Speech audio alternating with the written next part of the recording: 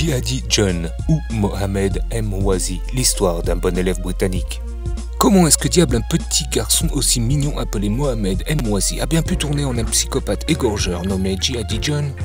Jihadi John, de son réel nom Mohamed Emwazi, a grandi dans l'ouest de Londres et été scolarisé à l'école Sainte-Marie de Magdalène de l'église anglaise. Né au Koweït en 1988, ses parents ont décidé de s'installer à Londres quand il avait 6 ans. Dans ses bulletins scolaires, il est écrit que Mohamed aime le bleu, les chimpanzés et qu'il est fan de football, son dessin animé préféré est les Simpsons. Oh, un gamin, tout ce qu'il y a de plus commun. Diplômé en 2009, il décide alors de voyager un peu avant de rentrer dans la vie active. C'est en Afrique qu'il part vadrouiller.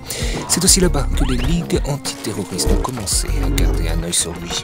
C'est cette même année qu'il est retourné au Koweït où il a tenté de se marier dans la tradition d'un mariage arrangé. Mais avant la cérémonie, un agent infiltré a effrayé la jeune femme et celle-ci s'est enfuie.